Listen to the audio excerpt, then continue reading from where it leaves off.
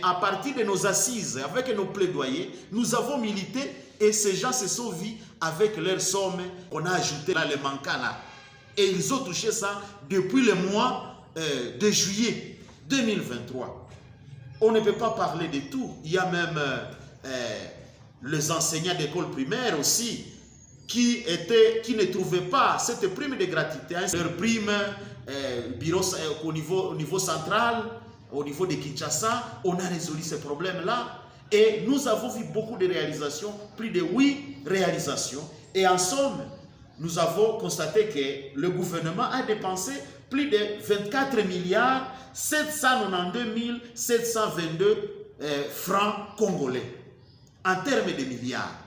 Ce qui fait que nous sommes un peu privilégiés même, parce que même les militaires, même d'autres fonctionnaires, nos pays se privilègent, tout simplement parce qu'on veut que tous ces enfants-là, des militaires, ne puissent pas avoir de problèmes. Et parce que aussi, la gratuité en soi a aidé aussi quelques parents. Ça, nous les avons. Même les enseignants, parmi les enseignants, il y a des parents. Ça, vous le savez. Mais aussi, vous devez savoir que nous avons fait quelque chose que les enseignants ont oublié. Les enseignants, surtout de l'école primaire, n'étaient pas capables de scolariser leurs enfants à l'école secondaire. Ça, vous le savez. Mais aujourd'hui, quelqu'un qui peut avoir plusieurs enfants, il va utiliser même, il devrait payer plus de 1000 $. Parce que j'ai vu l'année antérieure, il y a ceux-là qui avaient abandonné les enfants des enseignants de l'école primaire. Mais avec ces actions-là, quand nous avons demandé au ministre l'année passée, il nous a écoutés. Et aujourd'hui, ces enseignants-là, leurs enfants ne payent pas. Si tu payes 1000 $, on te décharge. Ce n'est pas aussi une faveur. Parce que ce n'est pas difficile que les enseignants de l'école secondaire se révoltent. Parce que parmi eux, il y a ceux-là qui se sont vus perdre 50 $, 100 $. Et aujourd'hui, nous les disons que nous, vous devez aussi participer. Et même aujourd'hui, nous sommes en train de voir comment résoudre même les problèmes de rescaper les autres. C'est vraiment un grand travail. Et si on n'a pas répondu à 100%, on a répondu à 80%, ou bien à 70%, où est le mal? Est-ce que cela peut nous empêcher à commencer le 4 septembre 2023? En tout cas, nous sommes prêts à commencer le 4 septembre, vu ces réalisations-là. Et celui qui va refuser, c'est qu'il y a autre chose que nous ignorons. Voilà. On arrive à atteindre 60 000 francs. Et eux attendaient 80 000. À cause de 20 000 francs, est-ce qu'ils peuvent grever pour ça? Vous voyez? Ceux qui disent ceci ou cela, ce sont des gens qui veulent seulement intoxiquer les gens, les enseignants, les parents pour rien. Rutshuru, Masisi ne sont pas concernés. Votre analyse par rapport à cette situation? Vous savez que nous avons fait des plaidoyers. Même à partir de Kinshasa ici, il y a des vidéos qui circulent où j'ai demandé au gouvernement pour qu'on puisse résoudre cette question.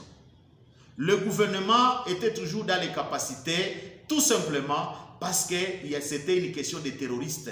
Les gens vivent avec les terroristes du M23. Ils étaient des rebelles. Aujourd'hui, on dirait qu'ils ont eu des grades d'être terroristes, comme ADF, comme djihadistes, je ne sais pas quoi. Nous avons compati avec cette population. Mais en compatissant avec cette population, nous avons martelé et demandé au gouvernement de résoudre les problèmes. Le gouvernement a semblé faire quelque chose quand même, parce qu'il y a déjà quelques sites à Nyiragongo où il n'y a pas de rebelles, où on est en train de recevoir les élèves. Même ici à Goma, nous avons demandé même au chef d'établissement, et nous continuons à les demander, de recevoir ces élèves-là. En tout cas, ceux-là qui ont des difficultés pour venir à Goma, nous compatissons toujours avec eux. Et nous les demandons d'aller même pas loin, parce qu'ils peuvent aller par exemple à Nyamilima, là où il n'y a pas ces terroristes. C'est vrai, l'autorité de l'État, il y a des militaires là-bas, vers Nyamilima, vers Nyanzale, à Rutshuru. Et quand vous allez à Masisi, il y a des parties où il n'y a pas de rebelles, il n'y a pas de terroristes, du M23. En tout cas, vous devez vous faire violence. Et vous devez savoir que le plaidoyer continue. Parce que nous sommes en train de voir comment même les finalistes qui sont à Rutshuru, centre. À un certain moment, nous allons contacter même d'autres partenaires pour qu'ils puissent venir. Surtout que nous avons même demandé au gouvernement, à l'EAC et à l'UNICEF de continuer à protéger nos populations. C'est possible que même à Rutshuru, on commence dans quelques semaines ou quelques mois.